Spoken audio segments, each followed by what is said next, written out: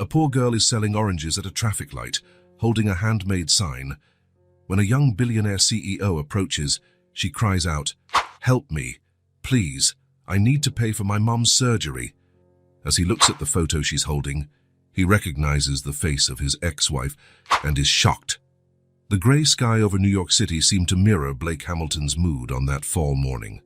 Despite being 38 years old and having a fortune estimated in the billions, there was a void no business acquisition could ever fill. Blake adjusted his cashmere coat, an unconscious habit whenever he was nervous, and continued his solitary walk. 3 years ago, he had adopted this strange ritual. Once a month, he would dismiss his driver and walk through the city's less affluent neighborhoods. His advisors thought it was an eccentricity, a billionaire wandering narrow alleys, observing lives so distant from his own reality. But to Blake, these walks were like an anchor keeping him connected to the real world, far from boardrooms and private jets. "Maybe it's just guilt," he murmured to himself as he turned a corner on the Lower East Side. The smell of street food mingled with the cold morning air, creating a familiar yet oddly comforting atmosphere. That was when his eyes caught a flash of bright orange across the street. A small makeshift stall, built from wooden crates, displayed several oranges arranged in neat piles. Behind them stood a girl who looked no older than 6, carefully organizing the fruit with meticulous attention.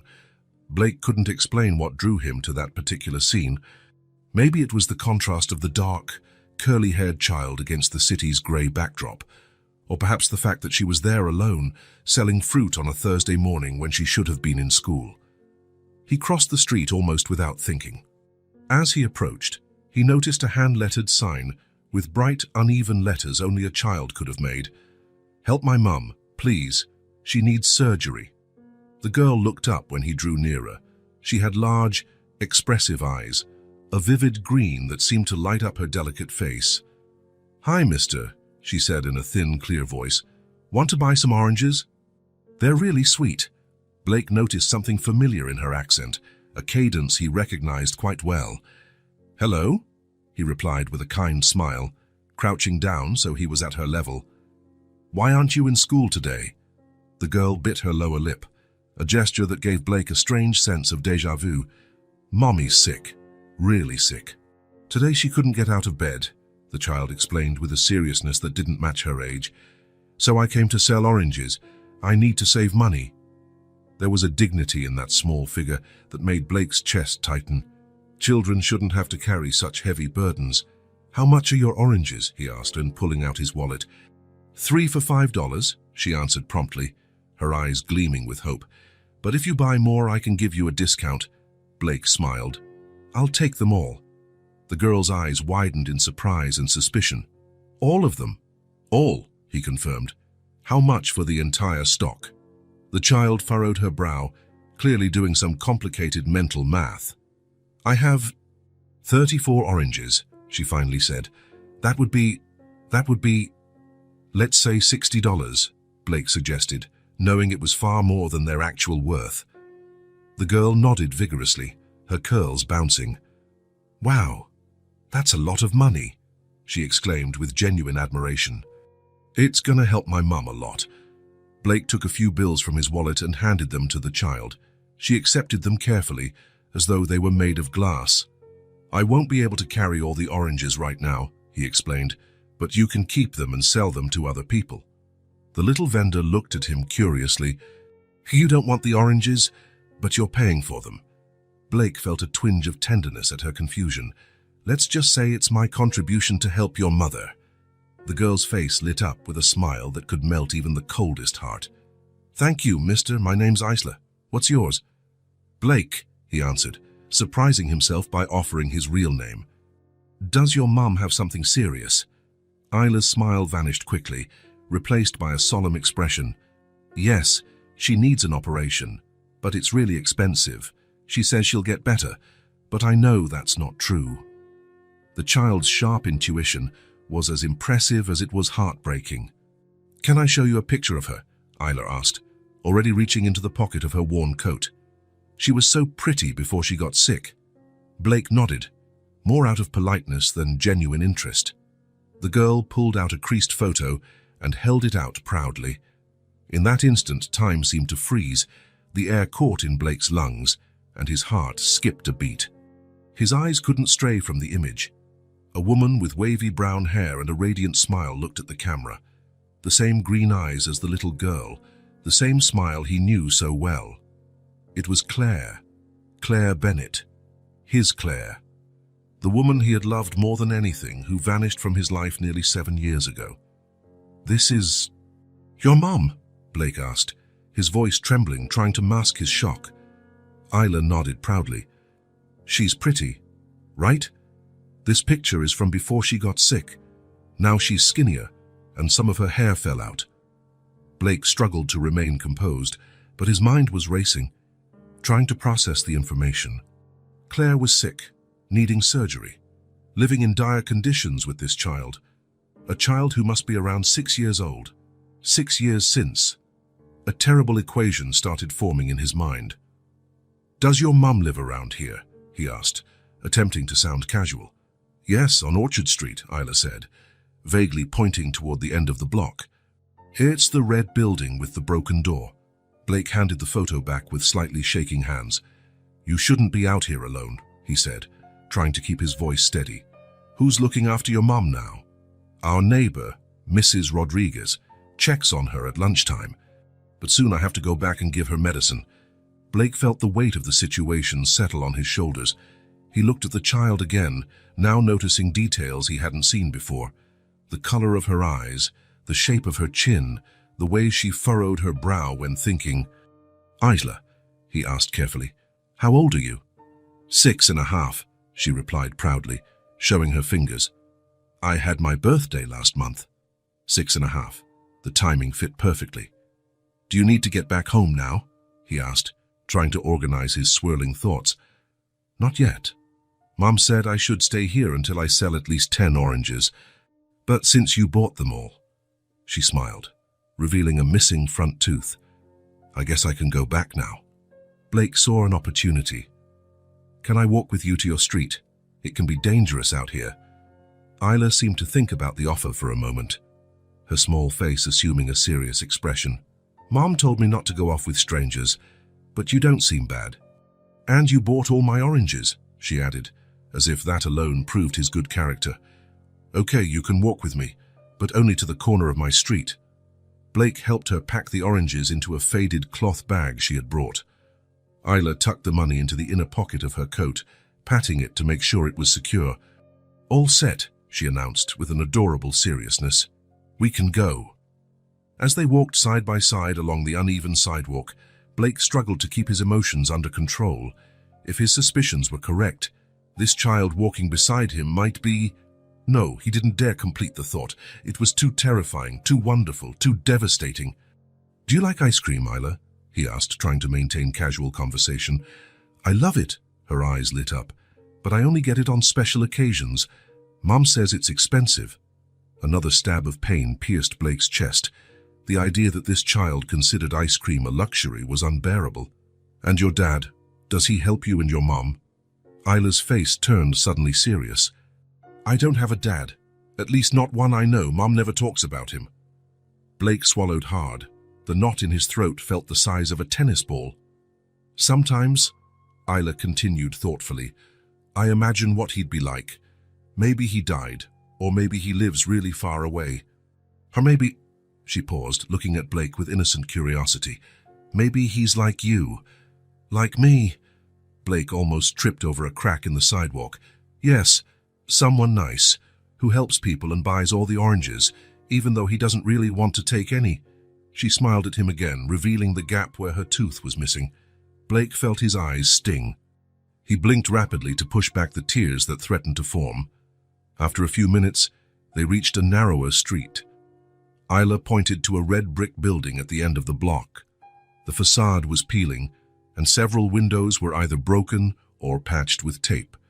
The front door, as Isla had described one, was partially broken, held shut by a rusty chain. "That's where I live," she said, "on the 3rd floor." Blake looked at the building with barely concealed horror. How could Claire be living there?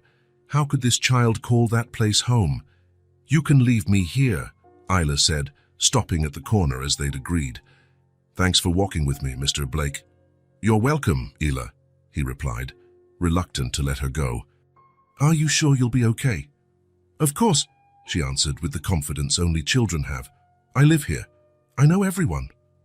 Blake hesitated, seized by an almost irresistible urge to follow her inside, to see Claire with his own eyes, to demand answers. But the shock was still too great. He needed time to process what he had discovered. Isla, he began, not quite sure what to say. Take care, all right? And tell your mom I hope she gets better soon. I will, she promised, waving before turning and running toward the broken door. Blake remained standing at the corner, watching until the small figure disappeared inside. Then, as if propelled by an invisible force, he circled the block and approached the building from another angle, where he could observe without being seen. The third floor. Isla had said they lived on the third floor. Blake counted the windows, trying to guess which one might be theirs. One of the windows on the third floor had a small plant on the ledge, a single cactus in a makeshift soda can pot. Claire always loved plants, even the toughest, most improbable ones. He waited, watching. After a few minutes, he saw Isla appear at that very window. She placed something on the ledge, what looked like the money he'd given her, and then disappeared from view. Blake remained there for almost an hour, unmoving, ignoring the growing cold as the afternoon wore on. He saw Isla appear at the window twice more, once holding what looked like a glass of water, and another time just looking out at the street, as if searching for something or someone. The pain in his chest felt almost physical. Guilt, regret, confusion, and above all, anger at himself churned inside him like a storm threatening to knock him down. Claire was sick, possibly dying, living in miserable conditions, and that child, Isla, could it really be? The math fit, the timing made perfect sense, and those eyes, his family's eyes, the ones he saw in the mirror every morning. When he finally managed to move, the sun was already setting. Blake felt dazed, like he had been struck on the head. He walked back the way he'd come, his thoughts in such a turmoil that he barely registered where his feet were leading him. He passed by a bar and almost went in. One drink or many seemed like the perfect answer at that moment. But then the image of Isla popped into his mind, counting her oranges so carefully, saving the money for her mother's surgery. Claire's surgery. No, he didn't deserve the temporary oblivion alcohol could give. He kept walking. By the time he stopped, he was standing in front of his building on Park Avenue, a brutal contrast to the building he'd been watching just hours before. The doorman greeted him respectfully, but Blake hardly noticed, heading straight for the private elevator that would take him to the penthouse. In his luxurious apartment, with panoramic views of Central Park, Blake went straight to the bar and poured himself a whiskey. He downed it in one gulp, welcoming the burning sensation in his throat, a pain more bearable than what he felt in his chest. "Claire," he murmured into the empty apartment, "what have I done to you?" He poured himself another drink but didn't drink it. He just held the glass, staring at the amber liquid as though it contained the answers he so desperately needed. A million questions swirled in his mind. Why had Claire never told him about the pregnancy? Why had she vanished without a trace? How had she ended up in such a desperate situation? And Isla, sweet, brave Isla, could she truly be his daughter? Blake set the glass down, suddenly disgusted with himself. What right did he have to feel anything now? He had chosen his career, his ambition, his empire. Claire had been collateral damage in his relentless climb to the top. With heavy steps, he walked to his study and sat at the mahogany desk that had cost more than many people earned in a year. He opened a drawer and pulled out a small velvet box. Inside lay an engagement ring that had never been given. A solitary tear slid down his cheek as he stared at the jewel, which symbolized promises never made, a future he had sacrificed on the altar of his ambition. In that moment, alone in his palace of solitude, Blake Hamilton made a silent vow. Tomorrow, he would go back. Tomorrow, he would find the courage to face the ghosts of his past and perhaps redeem himself for 7 years of absence. But for now, the guilt was too heavy to carry. For now, he needed to gather the shattered pieces of his soul, broken by the sight of that bright-eyed little girl and her ailing mother. What he didn't yet know was that this chance encounter had changed his life forever, that nothing would ever be the same, that the man who woke up the next morning would not be the same one who walked the streets of the Lower East Side that day.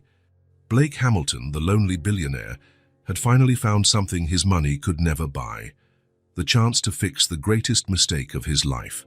Blake didn't sleep that night. His attempts were cut short by nightmares in which a green-eyed girl accused him of abandoning her, while Claire lay dying in a hospital bed. By 4 in the morning, he gave up. He got up, went to the window, and stared at the city that never sleeps, a view he once found comforting, but which now seemed to mock his solitary wealth. The phone rang at 6, as always. It was Janet, his assistant of over a decade, reminding him of the meeting with Japanese investors scheduled for 9. "Cancel it," he said, his voice hoarse from exhaustion. "Excuse me?" Janet rarely heard him cancel anything, especially a meeting of that caliber. "Cancel everything. Today and tomorrow." "Blake, these investors came from the other side of the world. Tell them I'm sick. A family emergency. Whatever it takes." There was silence on the other end of the line. Janet knew him too well. "Is everything all right?" she finally asked, genuine concern in her voice, something few people in his life ever showed him. "No," he admitted, "but maybe it will be soon." He hung up before she could ask more questions. He felt strangely light after making that decision. For the first time in years, maybe decades, his professional commitments felt insignificant compared to what he had discovered. Blake took a quick shower and dressed differently from his usual style. No tailored suits or Italian leather shoes. He chose dark jeans, a simple shirt, and sneakers. He wanted to appear approachable, not intimidating. In the mirror, a tired face stared back at him, eyes revealing a sleepless night and deep worries. "You can do this," he told his reflection without much conviction. He left the apartment and, instead of calling his driver, hailed a cab. His first destination wasn't Claire's building but a grocery store on the way. While the driver chatted about the morning traffic and the forecast for rain, Blake tried to recall what foods a child like Isla might enjoy. It had been a long time since he was a child himself, and it felt like a memory from another life. The supermarket was almost empty at that hour. Blake grabbed a cart and started filling it with basics: rice, beans, pasta, sauces, meat, fresh vegetables, fruit. He stopped in the dairy aisle, remembering how Claire loved Greek yogurt with honey. Had her preferences changed? He grabbed several just in case. In the cereal aisle, he froze at the endless array of colorful options. Which one would Isla like best? He decided to take 3 different kinds, imagining her delight at having choices, something clearly uncommon in her life. He added chocolate, cookies, ice cream, all the things every child should have without considering them luxuries. When he got to the checkout counter, his cart was so full he could barely push it. The young cashier raised her eyebrows at the sheer volume of items. "Big party?" she asked with a polite smile. "Something like that," Blake replied. Leaving the store with heavy bags, Blake realized how impractical his plan was. How would he carry all of this up to the apartment? He asked the waiting cab driver to help load the groceries, offering a generous tip. On the way to the Lower East Side, Blake felt his nervousness growing. What would he say to Claire? How would he explain his sudden reappearance? What if she shut the door in his face? Worse, what if she confirmed that Isla was indeed his daughter? Or if she denied it? The cab stopped a block from the building at Blake's request. He paid the fare, including a tip so large it made the driver's eyes widen, and refused the offer of help with the bags. He wanted to do this alone. The weight of the groceries was almost welcome, giving him a physical task to focus on besides his rising anxiety. He reached the red brick building out of breath, not just from the effort, but from the tension. The front door, as Isla had described, was partially broken, held in place by a chain. Blake pushed it with his shoulder and entered. The lobby was dimly lit and smelled musty. A pile of unclaimed mail lay in a corner. Paint was peeling from the walls, revealing layers of previous colors like an archaeological record of the building's decay. There was no elevator, just a narrow staircase spiraling upward. Blake started climbing, the bags feeling heavier with each step. As he went up, he pictured Claire making the same climb every day, perhaps carrying Isla when she was little, or lugging groceries while ill. The third floor had a hallway with 4 doors. Blake hesitated, realizing he had no idea which apartment was Claire's. He looked at each door, trying to guess. One was decorated with colorful animal stickers at a child's height. It had to be that one. He moved closer and listened. Silence. He took a deep breath and knocked. For a long moment, nothing happened. Then he heard soft footsteps approach, and a childish voice asked, "Who is it?" Blake's heart raced at the sound of Isla's voice. "It's Blake," he replied. "We met yesterday. I brought some things for you and your mom." There was a pause. Then the sound of a chain being slid back and a key turning. The door opened a crack, limited by another security chain. Isla's face appeared in the gap, her green eyes widening when she saw Blake. "Mr. Blake," she exclaimed with genuine excitement. "What are you doing here?" "Like I promised, I brought some things," he said, lifting the bags for her to see. "Can I come in?" Isla bit her lower lip, the same gesture he had noticed the day before. "I have to ask Mom," she said, closing the door again.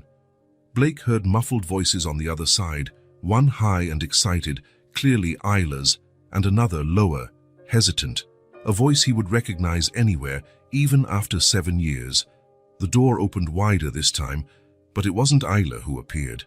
Claire looked thinner than he remembered, dark circles under her eyes. Her hair, once long and shiny, was now short and dull. But her eyes, the same green eyes that were now her daughter's, were as expressive as ever. And at that moment, they expressed shock, disbelief, and something that looked like anger. "Blake," she said, her tone flat, hiding any emotion. "Claire," he answered, his voice almost a whisper. What are you doing here?" she interrupted, stepping protectively in front of Ilasu, who tried to peek around her. Blake raised the bags again. "I brought some groceries," he said. "Food mostly. I thought it might help." Claire's eyes narrowed. "How did you find us?" "I met Isla yesterday, selling oranges. She showed me your picture." Claire closed her eyes briefly, as though processing the information. When she opened them again, there was a determination Blake knew all too well. "Isla, go to your room, please," she said, not taking her eyes off Blake. "But Mom," the girl protested, "Mr. Blake brought food. And he was nice to me yesterday." "Isla," Claire repeated, her tone leaving no room for debate. "Now." The child lowered her head and walked away, dragging her feet. Once Isla was out of sight, Claire took a step forward, still blocking the entrance. "What do you really want, Blake?" she asked, her voice now loaded with contained emotion. "You show up after 7 years with some groceries and think everything is okay." "No," he replied, feeling small under the intensity of her gaze. "I know nothing is okay. I know I made terrible mistakes. I just want to help now." Claire let out a dry, humorless laugh. "Help? Now? Where was your help when I found out I was pregnant and you ran off to Shanghai without even leaving a contact number?" Her words hit Blake like a physical blow. So it was true. Isla was his daughter. Part of him had known since the moment he saw those green eyes so much like his own. But hearing the confirmation from Claire's lips brought an overwhelming sense of reality. "I didn't know," he said, his voice pleading to be believed. "Claire, I swear on everything that matters, I had no idea you were pregnant." She studied him for a long moment, as if deciding whether to believe him. "Would it have made a difference?" she asked finally. "Your precious career, your climb to the top, would you have given it all up for a pregnant girlfriend and a child you didn't plan?" Blake wanted to say yes, that he would have dropped everything, that he would have done things differently, but he couldn't. He couldn't lie to her now. "I don't know," he admitted, the truth hurting his throat. "I don't know who I was 7 years ago, but I know who I am now and I want to do the right thing." Claire observed him for a few more seconds, then opened the door completely. "You can leave the groceries," she said. "Thanks for that. Isla needs to eat well." Blake placed the bags on the small entryway floor. The apartment he could glimpse behind Claire was tiny but spotlessly clean, despite worn-out furniture and stained walls. "Can I see Isla?" he asked, his voice betraying his emotions. Just for a moment. Claire crossed her arms. Why? So you can disappear from her life again? I won't disappear, Blake promised. Never again. Words, she said wearily. You were always good with those. A coughing fit interrupted her. Claire covered her mouth with her hand, her frail body shaking with the effort. Blake took a step forward, instinctively wanting to help, but she raised her hand to stop him. I'm fine, she said once the coughing subsided, though her pallor suggested otherwise. You're not, Blake insisted. Isla told me about your condition, about the surgery you need. Claire's face hardened. I don't need your charity. It's not charity, he insisted. It's responsibility. She's my daughter, Claire. I have both a right and an obligation to help.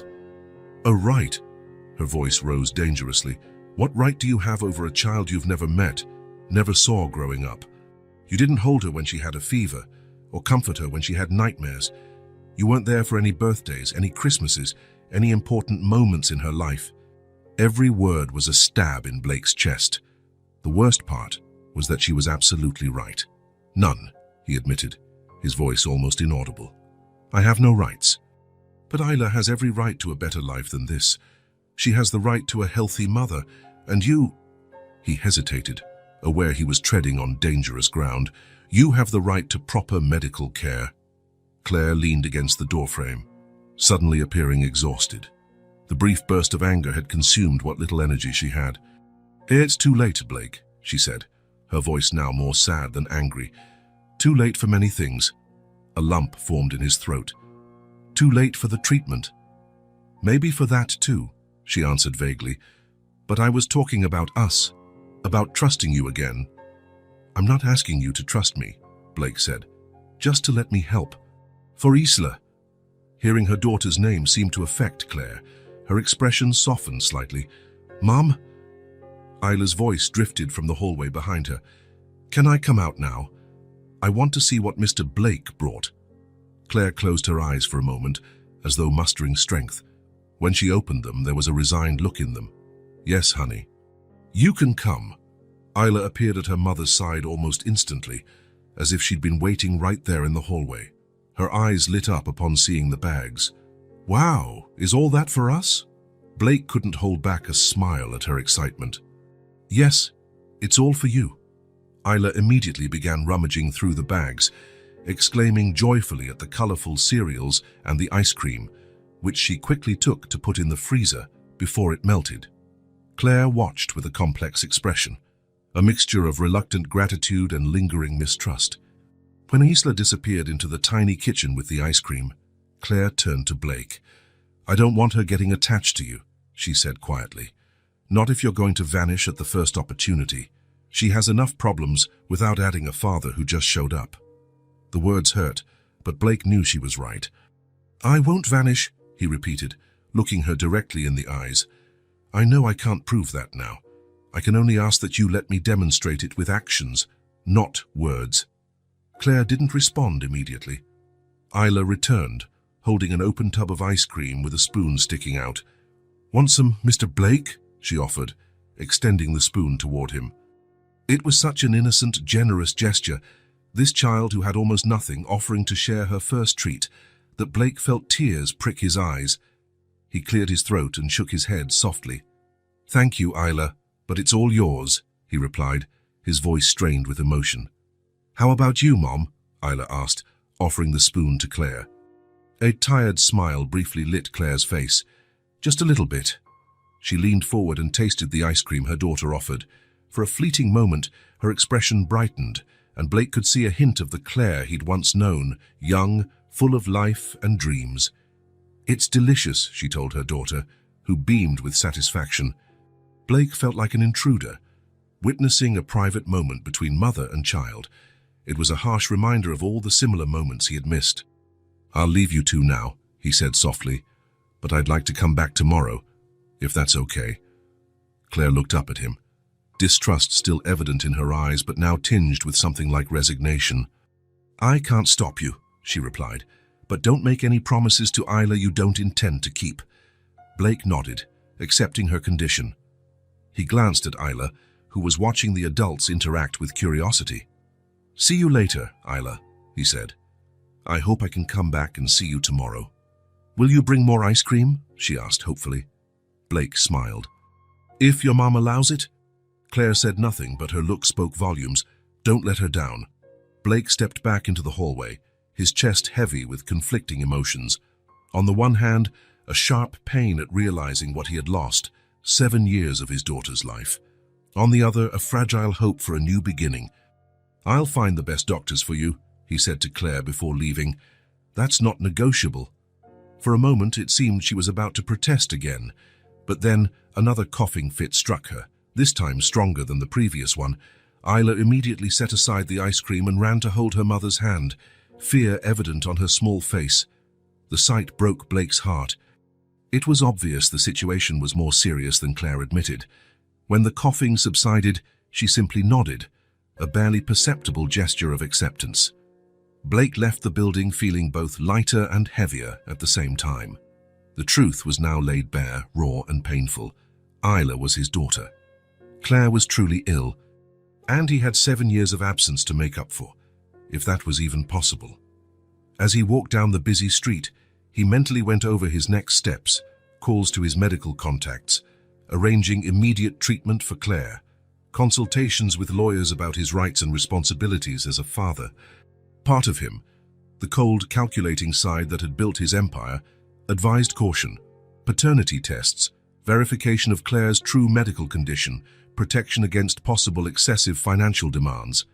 But for the first time in his adult life, Blake Hamilton silenced that voice. It didn't matter whether Isla was biologically his, though he was certain she was. It didn't matter how much Claire's treatment would cost. It didn't matter about legal hassles or complications. The only thing that mattered was that broken family he had, intentionally or not, helped destroy. And now he had a chance, perhaps his last chance, to fix it. When he finally hailed a cab to take him home, Blake realized he was smiling. It was a sad smile, marked by regret, but a smile nonetheless. For the first time in many years, he felt like he was doing something truly meaningful. Nightfall was settling over New York when Blake returned to his apartment. He poured himself a drink and went out onto the balcony, watching the city light up below. Somewhere in that sea of lights, a green-eyed little girl might be thinking about him. Tomorrow would be a new day. Tomorrow he would start building bridges over the 7-year chasm. Tomorrow he would face Claire's resistance and try to earn Isla's affection. But tonight was for decisions, and Blake Hamilton had decided no more running away. No more choosing ambition over love. No more abandoning those who needed him. This evening, high above his lonely empire, he made a silent vow to the stars. He would be the father Isla deserved and the man Claire needed him to be. Even if it was too late for some things, as Claire had said, he would do everything in his power to make sure it wasn't too late for those that truly mattered. Blake didn't sleep again that night. His attempts were interrupted by thoughts of Claire and Isla, of lost time, of Claire's health condition that she tried to hide, but which was obvious in every tired movement, every labored breath. At 5 in the morning, he gave up trying. He went to his study, turned on his computer, and began researching the best hospitals in the city, specialists for every possible condition Claire might have. Without knowing her exact diagnosis, he prepared for every possibility. He made a few calls, even at that hour, to people who wouldn't mind being woken up by Blake Hamilton. His name opened doors, something he had always known but had rarely used for anything beyond business. Now that power would serve a different purpose. By 8 in the morning, he had a list of doctors ready to see Claire immediately, hospitals prepared to admit her to private rooms, specialists standing by for his call. All he needed now was to persuade her to accept his help. Blake took a quick shower, dressed as simply as the day before, and went out. On the way, he stopped at a bakery and bought fresh breakfast items, bread, pastries, fruit. He remembered how Claire used to love croissants with raspberry jam and made sure to include them. The sky was overcast, threatening rain. Blake quickened his pace, feeling an inexplicable urgency, as if every minute was precious. He arrived at the red brick building a little after 9, quickly climbing the 3 flights of stairs. That was when he heard it. the sound of a child crying, a desperate cry coming from Claire's apartment. It wasn't the cry of a child upset or in minor pain. It was the sound of pure fear, of utter despair. Blake felt ice in his veins. He dropped the bags in the hallway and ran to the door, pounding on it. "Isla! Claire!" he shouted, panic rising in his voice. The crying continued, broken by sobs. Then, hurried footsteps approached, and Isla's trembling voice asked who was there. "It's Blake." "What happened? Are you all right?" The door opened immediately. Isla stood there in her pajamas, her face red and swollen from crying, hair tousled. Her green eyes were wide with terror. "Mr. Blake," she sobbed. "My mum won't wake up. I tried everything, but she won't answer." Blake didn't wait for more explanations. He stepped inside, following Isla to the small bedroom where Claire slept. The room was simple, with only a bed, a nightstand, and an old dresser. Water stains marked the walls, but they were adorned with colorful drawings. Obviously, Isla's work. Claire lay on the bed, pale as paper. Her breathing was so shallow that, for one terrifying moment, Blake thought he was too late. He rushed over, sitting on the edge of the bed and checking her pulse. It was there, weak and irregular, but present. "Claire," he called, gently patting her cheek. "Claire, wake up." She didn't respond. Isla clung to Blake's waist, shaking. "She was coughing so much last night," the girl explained, words broken by sobs. "Then this morning she didn't get up to take me to school. I thought she was just tired, but when I came to check, she wouldn't respond." Blake put an arm around Isla's shoulders, trying to project a calm he didn't feel. "How long has she been like this?" he asked, already taking his phone out of his pocket. "I don't know," Isla replied, wiping her tears with the back of her hand. "I think it's been about an hour since I started trying to wake her up." Blake dialed one of the contacts he'd prepared earlier. When they answered, his voice took on an authoritative tone Isla had never heard before. "Dr. Ramirez, this is Blake Hamilton. I need an ambulance to the Lower East Side immediately. It's an emergency." He gave the address and hung up, turning to Isla. "I'm taking your mom to the hospital right now. I need you to be strong and help me, okay?" Isla nodded, still teary-eyed but filled with a childlike trust that made Blake's heart ache. She trusted him instantly. No questions asked, just like only a child can. "What do I do?" she asked, straightening her small shoulders as if bracing for an important mission. "Grab some clothes for you and your mom, just enough for a few days. Toothbrushes, a comb, anything important. Can you do that?" Isla nodded again and ran off to fulfill the task. Blake turned back to Claire. She burned with fever, her forehead hot under his hand. Her fingers, by contrast, were icy cold. He felt fear surging, mixed with a corrosive guilt. What if it was too late? What if all those years of neglect had cost Claire her life? "No," he muttered to himself. "That's not going to happen." He pulled out his phone again and dialed another contact. "Janet, get in touch with New York Presbyterian Hospital. Tell Dr. Sullivan I'm on my way with a critical patient. I want the best team ready to receive her." When he hung up, Isla was back, holding a small worn backpack. "I put our things in here," she said, showing him the bag. "And Mom's medicine, too." "Great job," Blake praised her, trying to smile reassuringly. "Now I'm going to carry your mum downstairs. An ambulance is coming, but we can't wait." Without hesitation, Blake wrapped Claire in a blanket and lifted her into his arms. She felt alarmingly light, as if the illness had consumed not just her strength but her very substance. Her head fell against his chest, and a faint moan escaped her chapped lips. "Come on, Isla. Stay close to me." Together, they made their way down the stairs, Blake careful not to jostle Claire unnecessarily. Isla followed, a small hand gripping his shirt, as if afraid he might disappear too. When they reached the street, Blake spotted a taxi passing by and flagged it urgently. The driver stopped, looking suspiciously at the unconscious woman in Blake's arms. "New York Presbyterian Hospital, as fast as possible," he ordered, already opening the back door and gently placing Claire on the seat. "It's an emergency." Something in his tone or the urgency of the situation convinced the driver, who nodded and unlocked the doors. Blake helped Isla in and climbed in himself, keeping Claire cradled in his arms.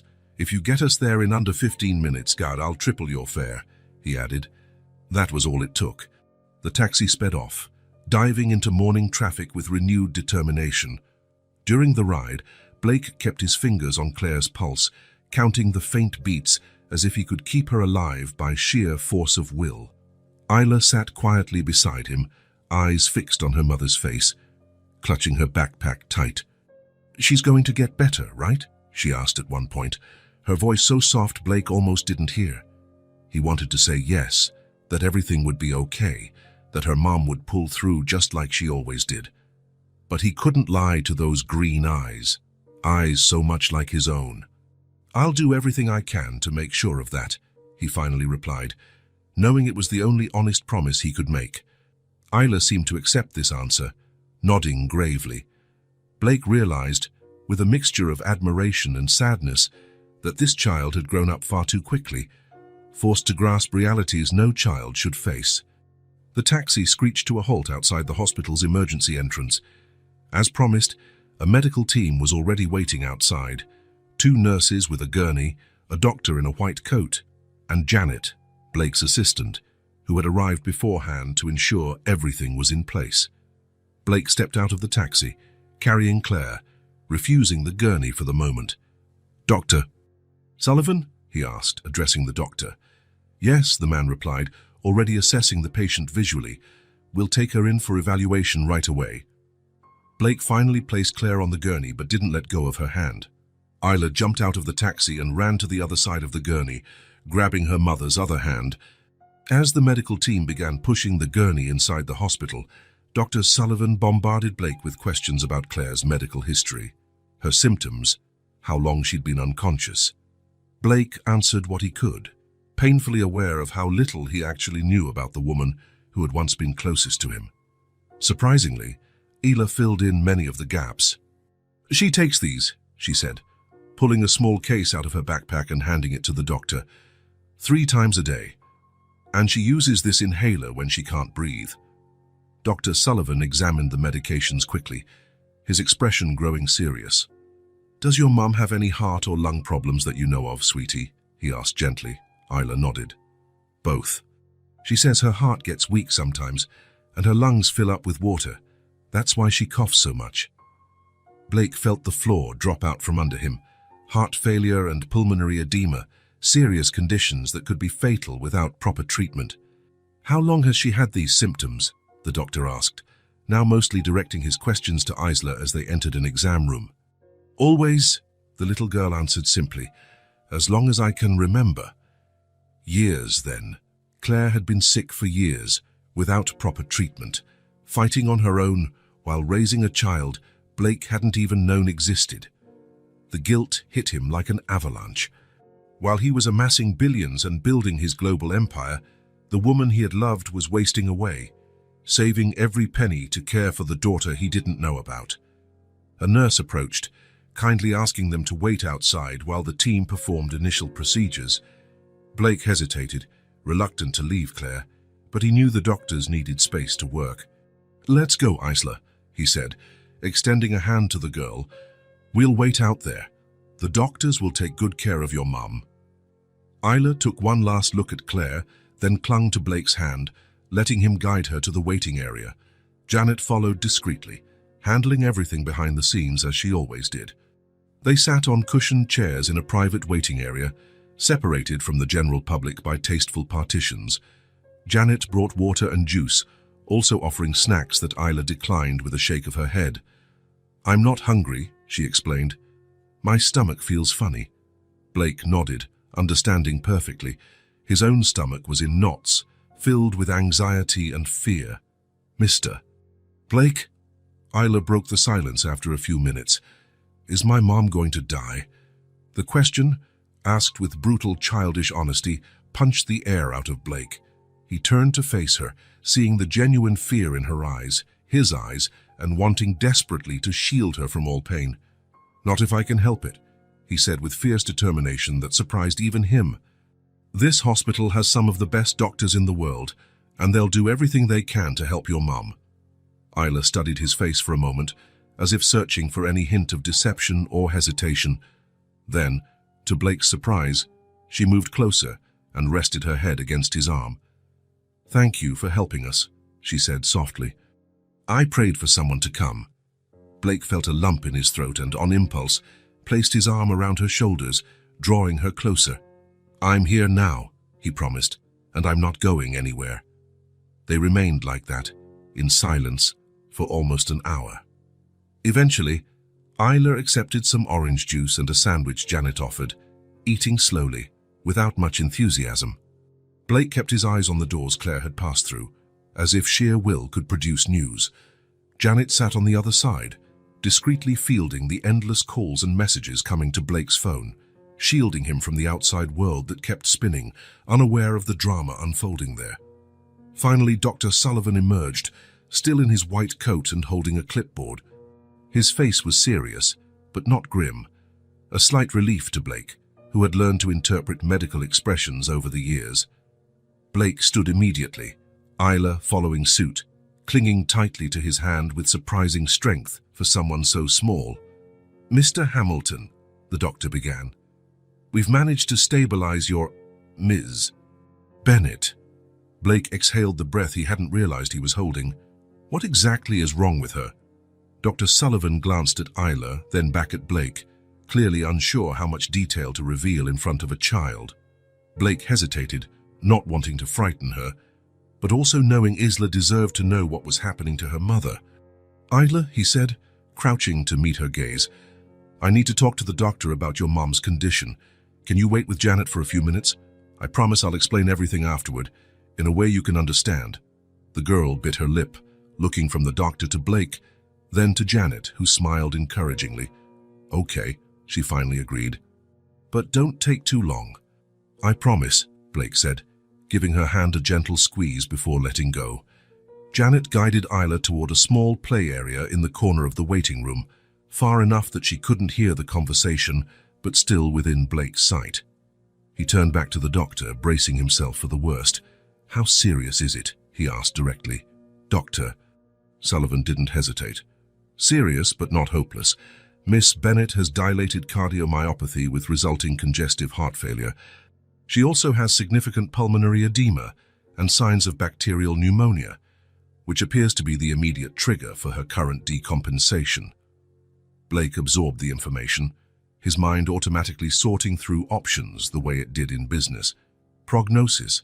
With immediate and aggressive treatment, the chances are good. We've already started broad-spectrum antibiotics for the pneumonia, along with medication to improve her heart function. The pulmonary edema is responding to diuretics. And long-term. The doctor hesitated slightly. Cardiomyopathy is a chronic condition. From what I can tell from the preliminary tests, her heart has suffered significant damage, likely from going untreated for so long. Will she need a transplant? Blake went straight to the point. It's too early to say for sure, but it can't be ruled out. For now, we need to focus on stabilizing her and treating the pneumonia. I recommend a series of more detailed tests once she's strong enough to handle them. Blake nodded, already making mental decisions. Do whatever it takes, Dr. Sullivan. Cost is not an issue. I want the best team, the best specialists, the best treatments available. If there's any experimental option that might help, I want to know about it. Understood, Mr. Hamilton. I've already alerted our cardiology team. Dr. Patel, the department head Jan, is on his way. When can I see her? Soon. We're moving her to the ICU for at least 24 hours of close monitoring. After she's settled, we'll allow brief visits. Blake thanked the doctor, who promised to return with updates. Alone for a moment, Blake allowed himself to feel the full weight of the situation. Claire could have died today. Probably would have, if he hadn't shown up. The thought was unbearable. He took several deep breaths, composing himself before going back to Isla. She was watching him intently from across the room, ignoring the tablet of games Janet had offered. When Blake approached, Isla immediately stood. "How's Mom?" she asked, her wide green eyes scared but determined to know the truth. Blake sat beside her, choosing his words carefully, aiming for a 6-year-old's level of understanding. "Your mom is really sick, Isla," he began gently. "Her heart isn't working as well as it should, and her lungs are affected too." Plus, she got an infection, kind of like a very bad flu that made everything worse. Isla nodded gravely. I knew she was getting worse. She tried to hide it, but I could tell. The child's perceptiveness was both admirable and heartbreaking. The doctors are taking care of her now, Blake continued. They gave her medicine to fight the infection and help her heart work better. She'll have to stay in the hospital for a few days, maybe more. Can I see her? Isla asked, her voice small but hopeful. Soon, as soon as the doctors have her settled in a special room. For now, we have to be patient. Isla was quiet for a moment, processing the information.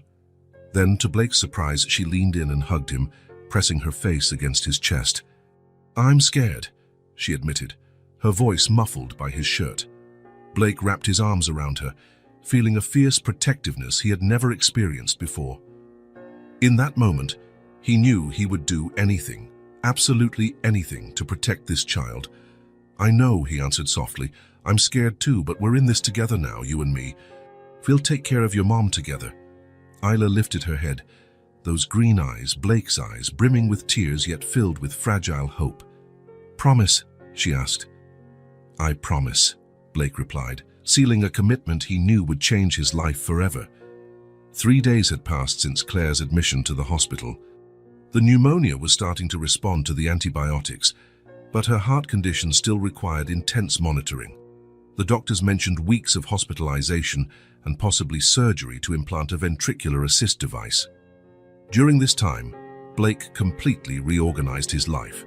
He cancelled business trips, delegated responsibilities, and set up a makeshift office in the hospital suite he had arranged for Claire. But the most surprising development, for everyone, including himself, was how naturally he assumed care for Isla.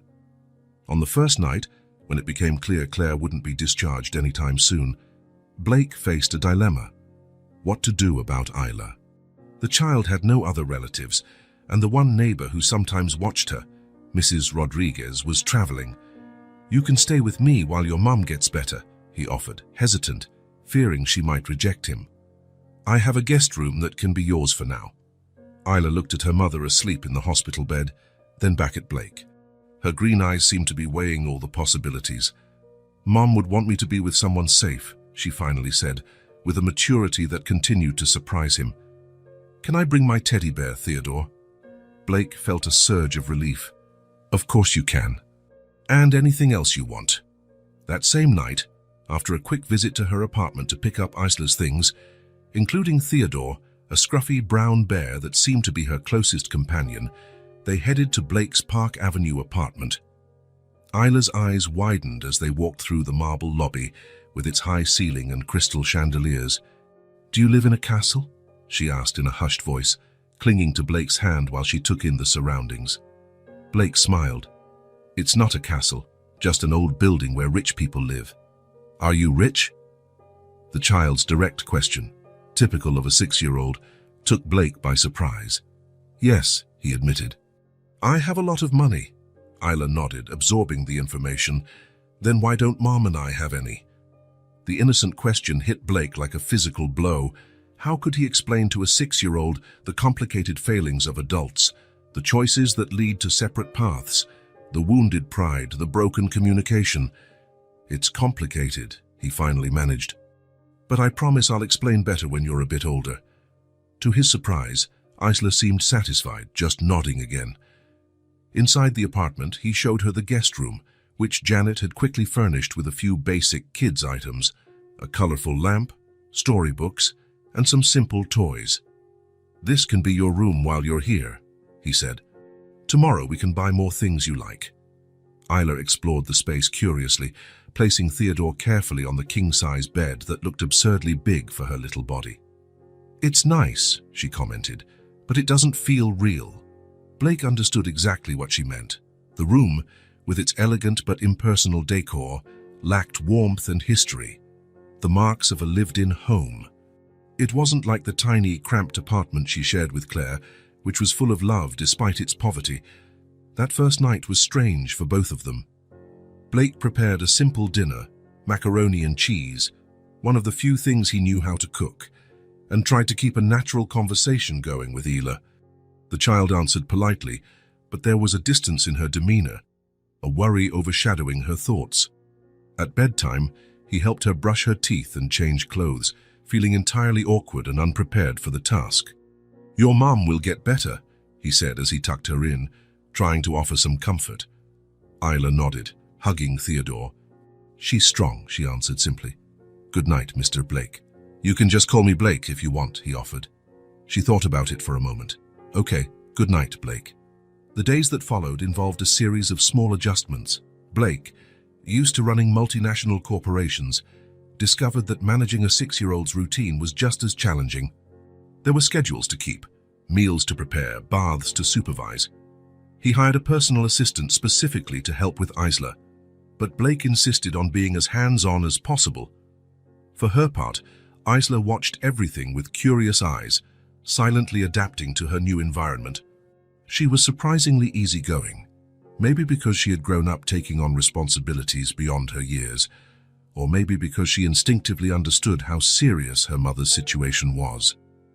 Every day, they visited Claire in the hospital. The visits were short, as she spent most of the time asleep, often under the influence of medication that left her groggy. But those brief moments were the highlight of Isla's day. The child would chat to her mother about everything she'd done, showing drawings and small gifts she'd made. During one such visit, Blake watched from a corner as Isla whispered something into her unconscious mother's ear. The intimacy of that moment, the absolute trust that even in her sleep, Claire was listening, stirred something deep inside him. He realized then he would do anything to protect that bond. On the third day, things began to change between them. A routine had formed. In the morning, they went to see Claire, who was awake for slightly longer periods each day, though still very weak. In the afternoon, while Blake worked remotely, Isla occupied herself with the new toys and books he'd bought. In the evening, they'd have a simple dinner and talk about the day. It was during one of these dinners that the first real breakthrough occurred. "Blake," Isla said, pushing the macaroni around on her plate, "can I ask you something?" "Sure," he replied, setting his fork down to show she had his full attention. "How did you meet my mom?" The question caught Blake off guard, causing him to choke on the wine he was sipping. When he recovered, he saw Isla watching him with a mix of curiosity and patience, waiting for his answer. For a brief moment, he considered making something up, a simpler or edited version of the truth, but something in her gaze, so much like his own, demanded honesty. "Your mom and I met a long time ago," he began, choosing his words carefully. "I had just started my company, and she worked at a coffee shop near my first office." Isla listened intently, absorbing every word. "Every day, I went there for coffee, and every day she gave me this special smile only she could give," Blake continued, feeling a pang of nostalgia and sorrow. "One day, after almost a month, I finally got the courage to ask her out." "Did she say yes?" Isla asked, leaning forward, completely engrossed in the story. "Not the first time," Blake said, smiling at the memory. "She said she was too busy, so I asked again the next day and the next. By the fourth day, she finally said yes, just so I'd stop asking."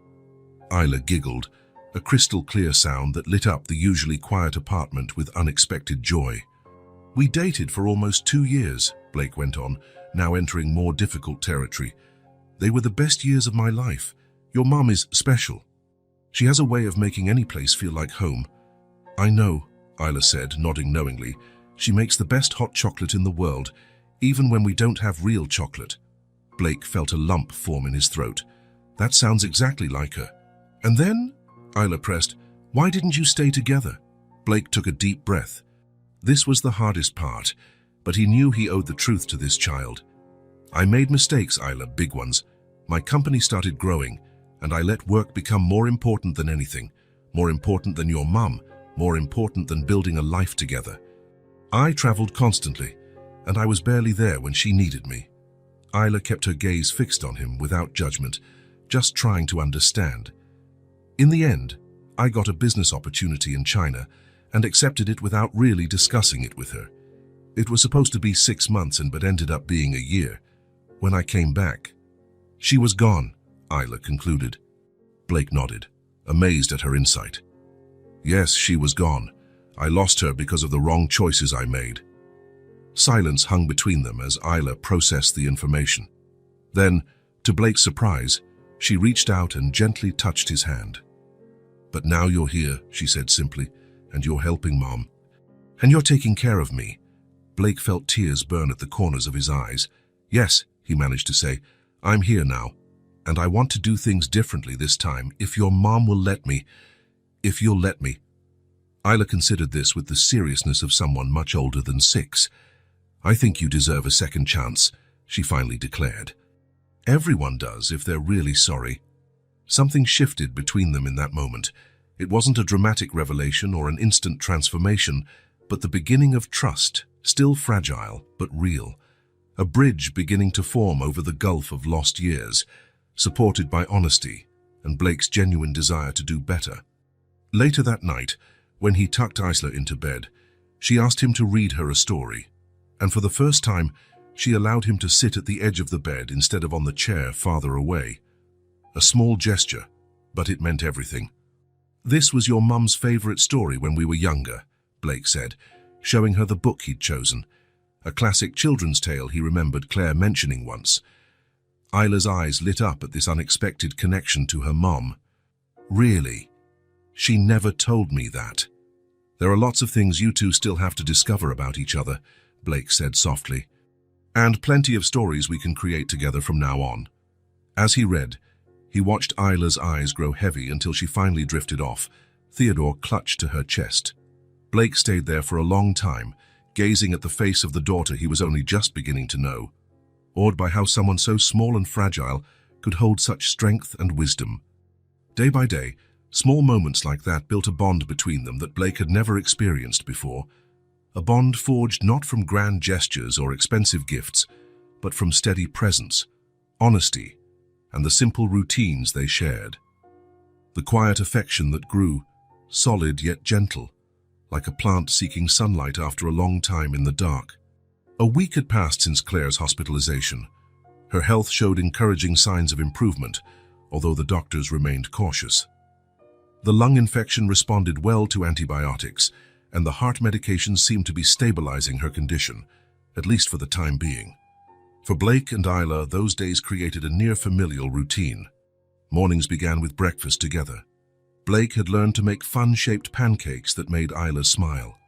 Then they would visit Claire at the hospital, spending a few hours by her side.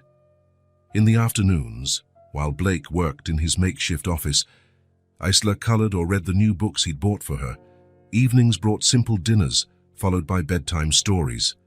Gradually, the awkward moments became fewer, and a genuine connection began to blossom. Isla no longer hesitated to ask for help when she needed it, and Blake no longer felt entirely lost in taking care of her daily needs.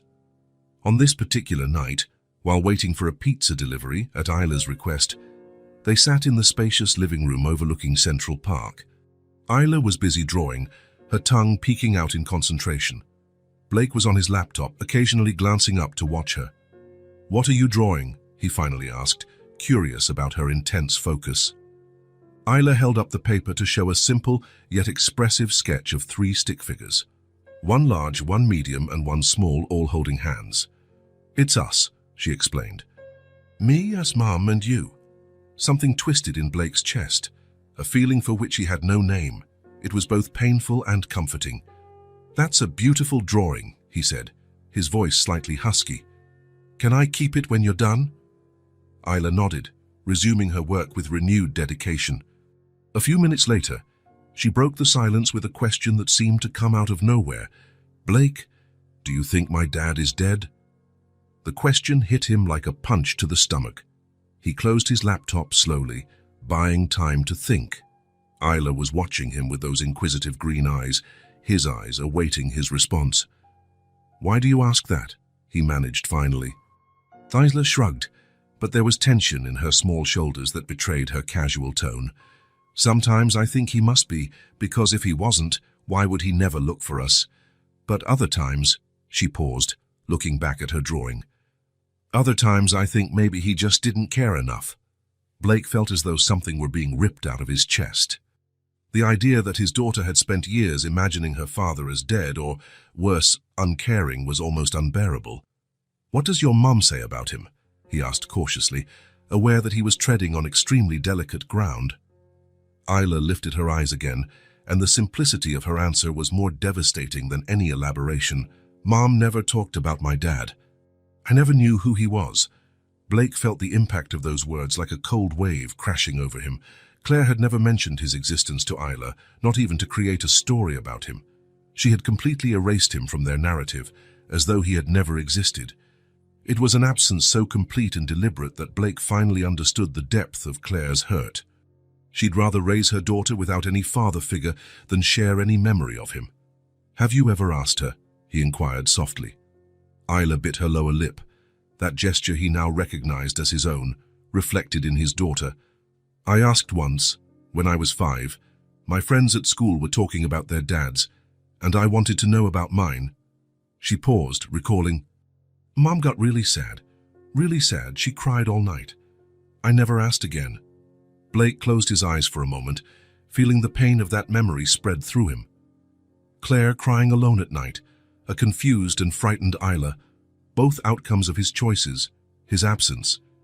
"Do you think he was a bad person?" Isla asked, her small voice cutting through his thoughts. Blake opened his eyes to find her watching him intently, as if his words might unlock the mystery that had surrounded her entire short life. "No," he replied carefully. "I think sometimes people make mistakes, really big ones, that end up hurting the people they love, even if they don't mean to." "Like the mistakes you made with my mom?" Isla asked, her penetrating gaze making Blake feel completely transparent. "Yes," he admitted. "Like those..." Isla seemed to ponder that deeply before she spoke again. "You know, sometimes I make up stories about him," she confessed softly. "In my head. Sometimes he's an astronaut who had to go into space on a really important mission, or an explorer lost in the jungle, or..." She hesitated, her voice suddenly shy. "Or someone like you." Blake felt his heart almost stop. "Like me?" Isla nodded, blushing. "Someone nice and who tells stories and makes funny pancakes, who takes care of us when we need him." In that moment, Blake experienced both pain and joy in the most intense way. He wanted to scoop her into a hug, to shout the truth, to declare everything. But he couldn't. It wasn't his secret to tell, not without Claire. It wouldn't be fair to either of them. Instead, he gently tucked a rebellious curl behind Isla's ear, a gesture he had seen Claire do so many times during their hospital visits. "Any man would be lucky to be your father, Isla," he said quietly. "And if he knew about you, I'm sure he'd be the proudest person in the world." She rewarded him with a smile as bright as a ray of sunshine cutting through dense clouds. Their conversation shifted to lighter topics when the pizza arrived, but something deeper had changed between them. A stronger understanding, a more solid trust. Blake knew he had been tested in some way, and for now, he had passed. Later that night, after tucking Isla into bed, Blake sat in his office with an untouched glass of whiskey, reflecting on everything he had learned. Through subtle questions during the week, through conversations with Janet, who had dug into Claire's background, and now through Isla's revelations, Blake had pieced together a grim picture of the years that had passed. When Claire disappeared from his life, she had been in the early stages of pregnancy, probably not even aware of it at first. Once she did know, she chose to face it alone rather than look for him. She moved multiple times, took precarious jobs while her health slowly deteriorated. There were periods with no fixed address, nights spent in shelters, real hunger when money ran out before the month's end, a constant battle against a healthcare system that provided inadequate support. And throughout it all, there was Isla, a child growing up in conditions no child should ever endure, yet somehow developing a resilience, intelligence, and kindness that defied her circumstances. Blake raised his glass, watching the lamp's light refract in the amber liquid. His fortune, his empire, all seemed suddenly empty compared to what he could have had, to what he could have given them. That night, alone in his luxurious office, he made a silent vow that went beyond his previous promises. His mission wasn't just to fix the past, though that was still crucial. It was to build a future. A future where Isla would no longer have to invent stories about an absent father. A future where Claire wouldn't have to carry her burdens alone until she collapsed. A future where they could be the family they were meant to be all along. While Claire slept in her hospital bed, slowly regaining her strength, and Isla dreamed in the next room, Blake finally understood his true purpose. It wasn't to create wealth, build companies, or accumulate power. It was to love and protect these two people who, even in his absence, had shaped him completely. And he promised himself, with every ounce of determination he possessed, that as long as he lived, they would never again know hunger, homelessness, or abandonment. They would never fight alone. They would never fear tomorrow. That promise, made in the silent hours of the night, sealed a transformation that began the moment he first saw Isla's green eyes selling oranges on a random street corner in New York. The hospital room was quiet that morning, save for the steady beeping of the machines monitoring Claire's vital signs. Blake sat in the chair beside her bed, focused on his laptop while she slept. 2 weeks had passed since she'd been admitted, and the doctors were pleased with her progress. The pneumonia was fully under control, and her heart condition was stable, though long-term treatment options needed to be discussed. Isla was at school. Blake had found a private institution near the hospital that agreed to enroll her mid-semester. Initially hesitant, the girl adjusted surprisingly well, especially after Blake explained they could visit Claire every day after school. A subtle movement in the bed caught his attention. Claire shifted slightly, her fingers twitching on the white blanket. Blake shut his laptop and leaned forward, watching her carefully. Over the past few days, she had woken a few times, but only briefly, still groggy from medication. This time, however, when her eyes opened, there was a clarity in them that hadn't been there before. Claire blinked several times, adjusting to the soft light that filtered in through the half-open blinds. Her gaze swept the room until it landed on Blake. "Water," she croaked, her voice rough from disuse. Blake jumped up immediately, grabbing the cup and straw he kept ready on the bedside table. He helped her raise her head slightly and brought the straw to her lips. Claire took a few sips, then closed her eyes for a moment as though the simple act of drinking water was the most precious relief. "Thank you," she said when she finished, settling back onto the pillow. Blake returned the cup to the table and sat down, unsure what to say. Over the 2 weeks she'd been hospitalized, he'd envisioned this moment countless times. What he'd say, how he'd explain everything that happened, how he'd discuss Isla. But now, confronted by Claire's direct gaze, none of his rehearsed words felt right. "How long?" she asked, breaking the silence. 2 weeks, he answered. "You had acute pneumonia on top of your heart condition. It was scary." Claire nodded slightly, as though she had expected it. "Isla? She's fine. She's in school right now. She stayed with me while you were unconscious." A shadow of worry crossed Claire's face. "School? I enrolled her at Dalton, a few blocks from here. It's a good school. She's adapting well, all things considered," Blake explained, attempting to reassure her. "We've been visiting you every day." Claire was quiet for a few moments, processing. When she spoke again, her voice was stronger but laced with suppressed emotion. "Thank you, you saved my life, but old wounds still exist." The honesty in that statement cut deeply. There was no open accusation in her tone, but a clear acknowledgement that gratitude didn't erase the past. "I know," he replied, equally honest. "I don't expect you to forget or forgive easily. I just want to help, however I can." Claire studied him for a moment, her green eyes so much like Isla's, searching his face as though looking for something specific. "Why?" she finally asked. "After all this time? Why now?" Blake could have said many things, mentioned the chance encounter with Isla, or talked about seeking redemption or regret. But he chose the simplest truth.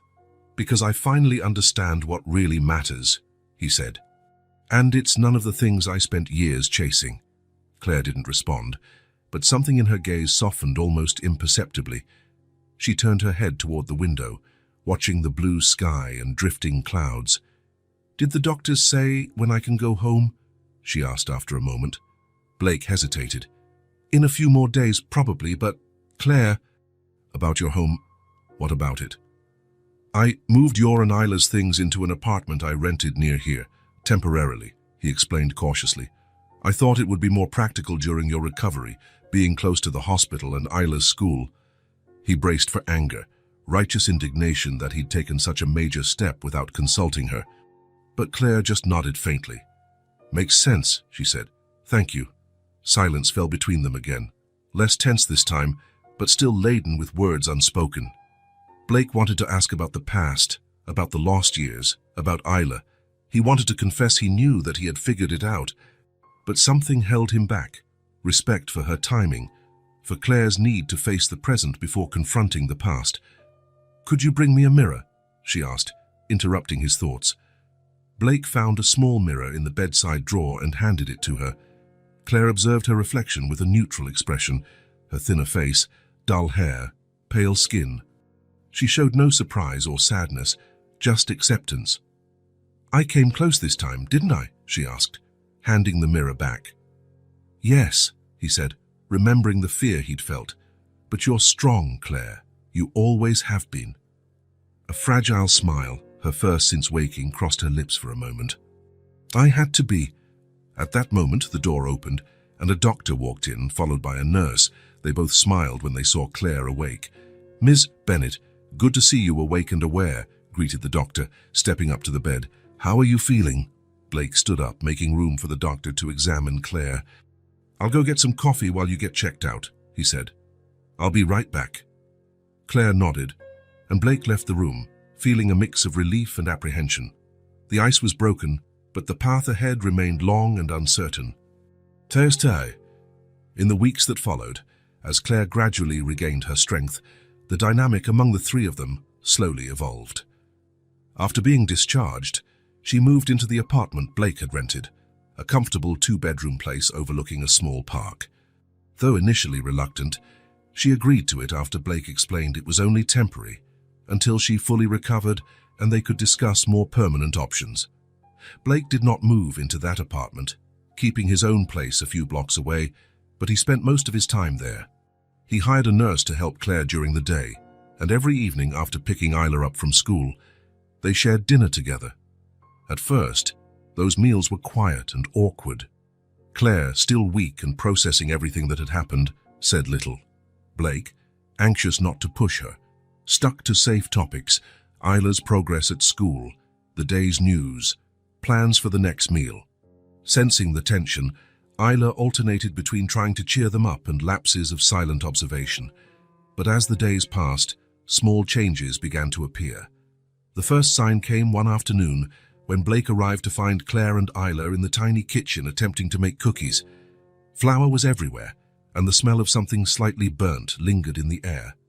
We're making cookies, Isla announced proudly, her face dusted with flour. But I think the first batch didn't come out so good. Claire, perched on a stool by the counter, looked tired, but had a sparkle in her eyes Blake hadn't seen in a long time. Isla insisted, she explained with a slight shrug. Apparently, cookies are essential to recovery. Absolutely, Blake agreed, playing along. I've heard that the scent of freshly baked cookies increases white blood cells by 200%.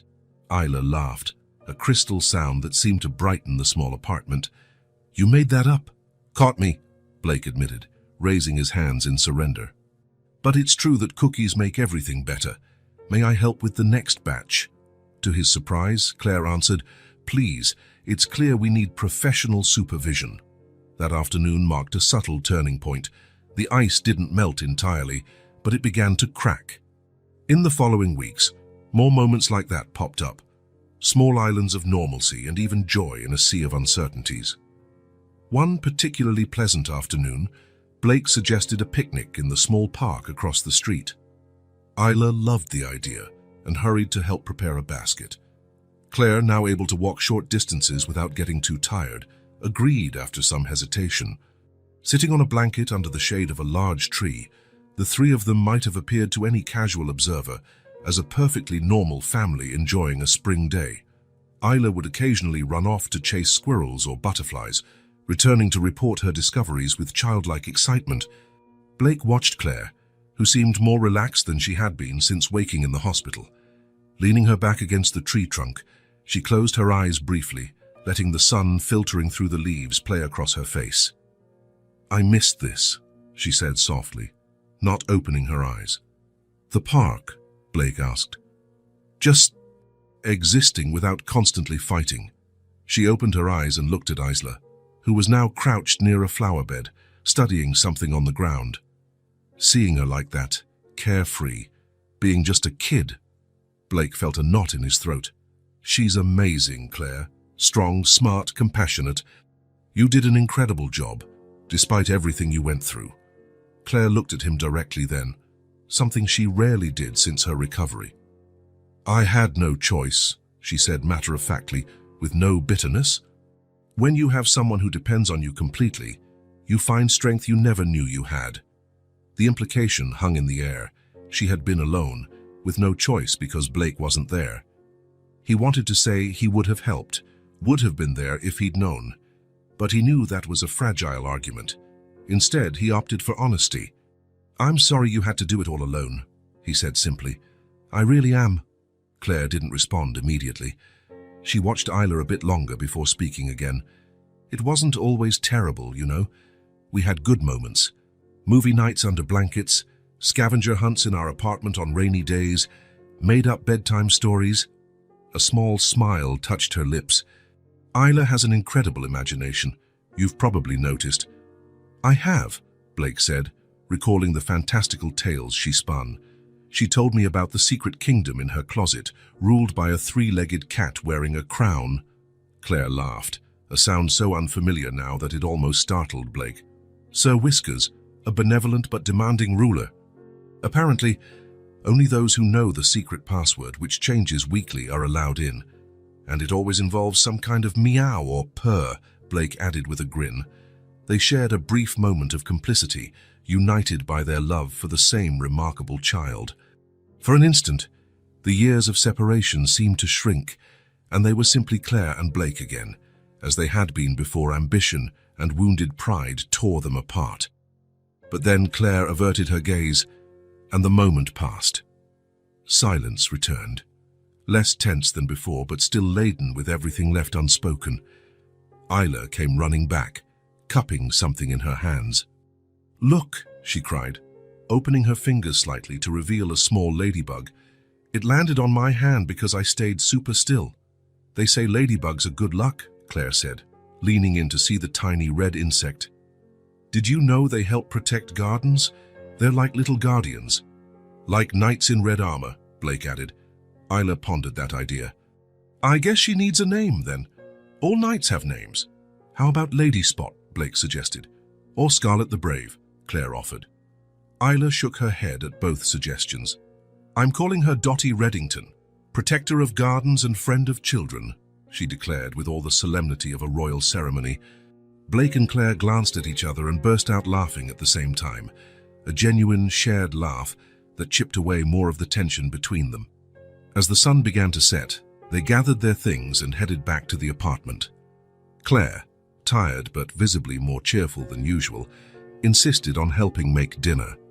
The three of them worked in the small kitchen, Isla washing vegetables, Claire slicing them carefully, and Blake handling the rest. The simple meal, roast chicken with vegetables and rice, was eaten amid light conversation and occasional laughter.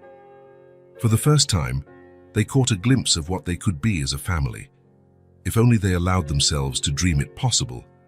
Later, after Isla went to bed, Blake and Claire sat on the apartment's small balcony, watching the city lights begin to sparkle against the darkening sky.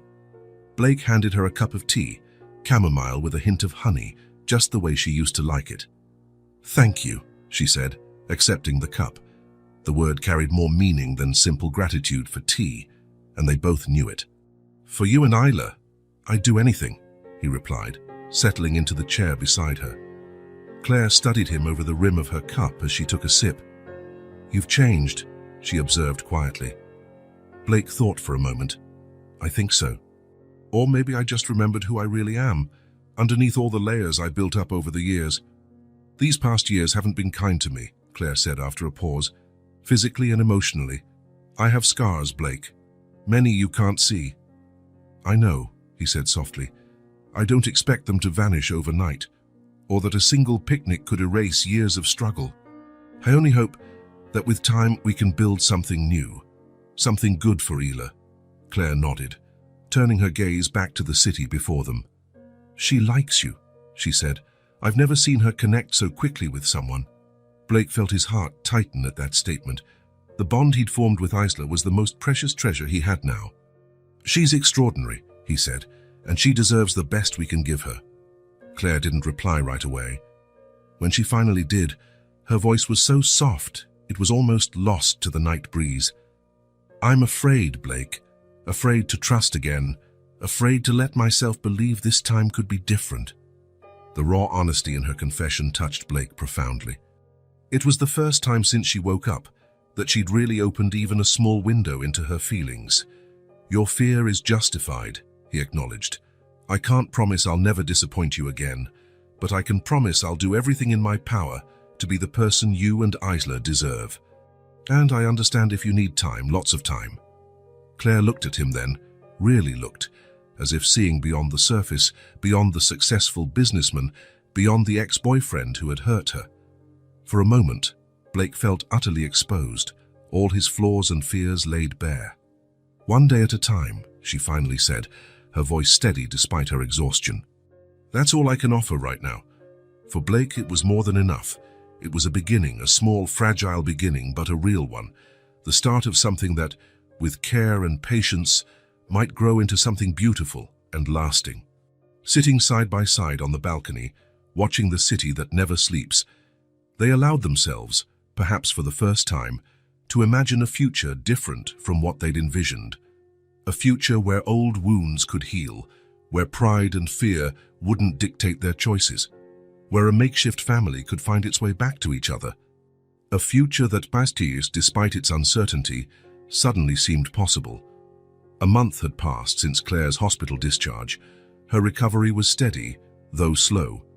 Weekly medical visits confirmed her heart was responding well to the treatment, but the doctors emphasized the need for ongoing care and the possibility of a future surgical intervention.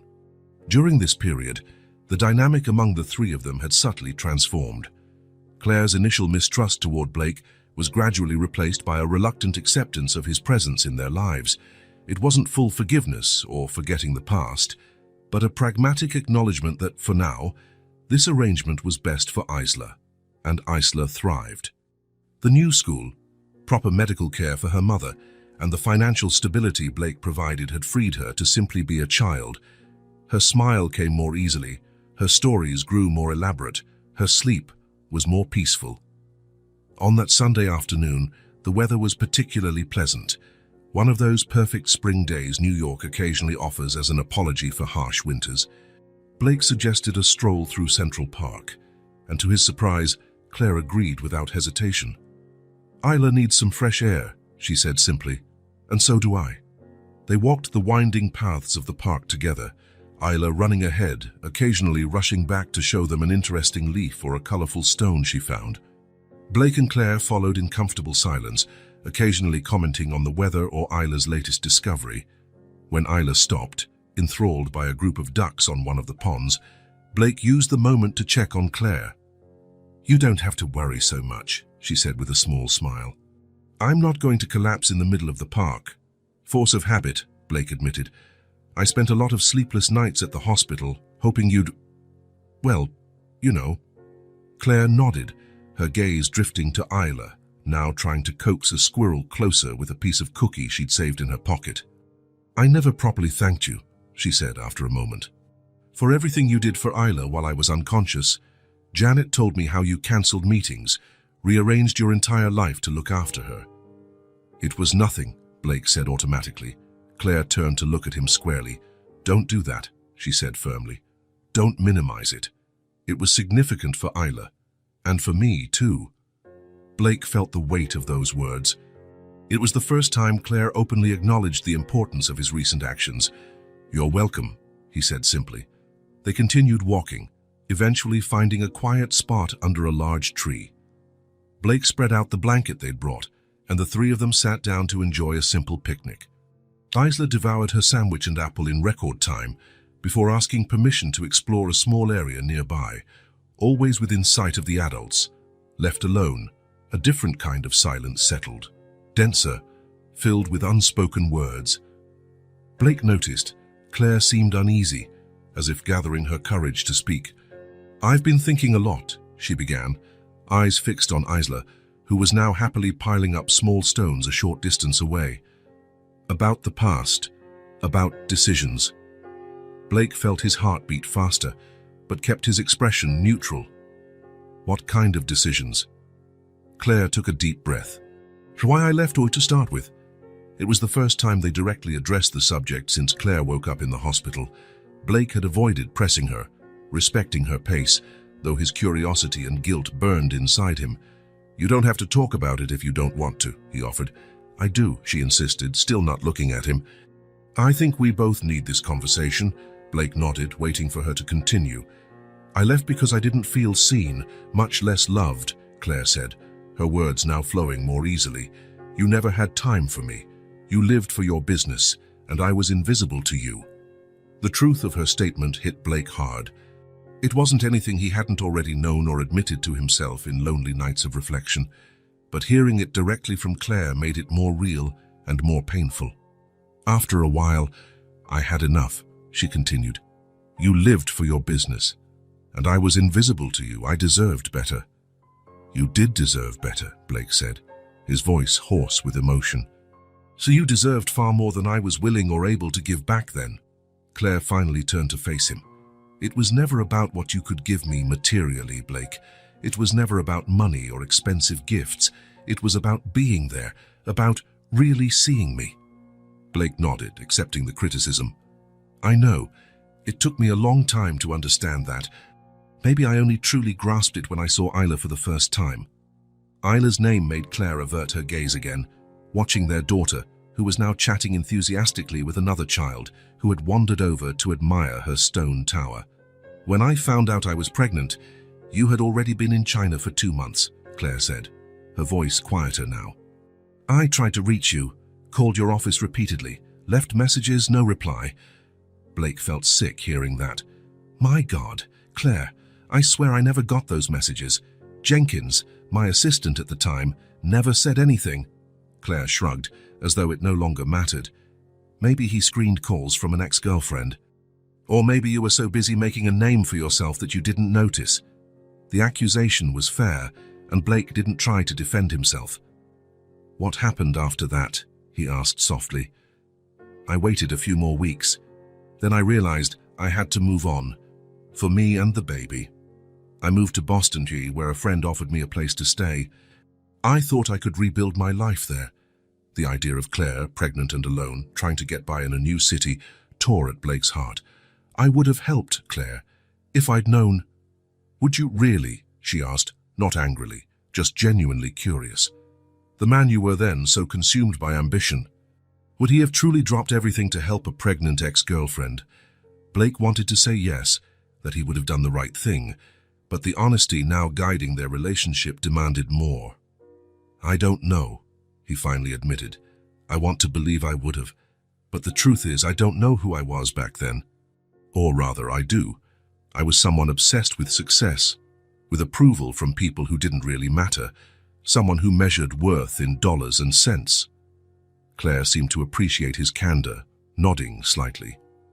"That's why I never came back to tell you about Isla, even later on. The man I knew wasn't ready to be a father, wasn't ready to put someone else above his ambition." "And now?" Blake asked, almost afraid to hear the answer. Claire studied him for a long moment. "Now you're different. Or maybe you're who you always were, underneath all those layers. The man I saw taking care of Isla while I was in the hospital, who stayed up nights by my bedside, who rearranged his whole life without hesitation, that man could be a good father." Her words hung in the air, heavy with meaning. Blake's heart pounded. "Claire," he began, unsure how to continue. She lifted her hand to stop him. "Let me finish. There's something I need to say, something I should have said a long time ago." Blake nodded, respecting her request. Claire took a deep breath, looked once more at Isla, still lost in her own world of stones, then locked eyes with Blake, Isla is your daughter, Blake. Though he had already suspected, though all evidence pointed to it, though his heart had already accepted it, hearing those words from Claire, clear and definitive, hit him like an explosion in his chest. A flood of emotions overwhelmed him. Profound sorrow for the time lost, for the birth he never witnessed, the first steps he missed, the first words he never heard, yet also an indescribable joy for the confirmation, for Claire's explicit acknowledgement, and for the chance to finally be a real father to Isla. I knew, he managed after a moment, voice trembling. Ever since I first saw her. Those eyes, my eyes, your expression, Claire said with a small smile, and that stubbornness, all yours. Blake laughed, though tears blurred his vision. Thank you for telling me, for confirming, even if I already knew. You deserve to hear it from me, Claire replied simply. So you both deserved the truth. Blake glanced at Isla, unaware of the conversation that changed everything. Does she know? He asked. Claire shook her head. No. I was waiting for the right moment. And now I think it's time. But we need to do it together, carefully. She has so many questions about her father. She's made up so many stories. I know, Blake said softly. She's shared some with me. A comfortable silence enveloped them as they watched their daughter. There was so much to discuss, so much to plan, legal matters, housing arrangements, how and when to tell Isla. But at that moment, it felt enough just to be there, together, witnessing the miracle they had created. I'm not promising anything beyond what I've already said, Claire warned after a few minutes. One day at a time. There's a lot of history between us, a lot of pain that's still healing. I know, Blake replied, and I'm not asking for more than that. Just the chance to be present, to be the father Isla deserves, and maybe, over time, build something between us. Not necessarily what we had before, but something new, something better. Claire nodded, seeming satisfied by his answer. A new beginning, then. A new beginning, he agreed. Isla chose that moment to come running back, eyes shining with excitement. I finished my sculpture, she announced proudly. For you have to come see it. Blake and Claire exchanged a quick look, full of unspoken promises, before getting up to follow their daughter. The sculpture was a tower of stones carefully balanced to form a precarious but impressive stack that defied gravity. It's beautiful, Claire praised, kneeling down for a better view. What does it represent? Blake asked, genuinely curious. Isla looked at him as though the answer was obvious. It's our family, silly. See? This big stone at the bottom is you, because you're strong and hold everyone up. The one in the middle is Mom, because she keeps everything connected. And this small one on top is me. Blake felt his heart swell at the simplicity and depth of her explanation. Without realizing it, Isla had created the perfect representation of what they were becoming, fragile, yet with the right balance and care, able to stand firm. It's perfect, he said, voice thick with emotion. Absolutely perfect. Claire reached out and took his hand, a small gesture but significant. It was the first time since this all began that she'd initiated physical contact. They stood side by side, watching their daughter place the final pebble atop her creation. In that simple moment, under the spring sun in Central Park, as Isla proudly presented her family made of stones, something finally shifted, fully and irrevocably. It wasn't the end of their journey, not by a long shot.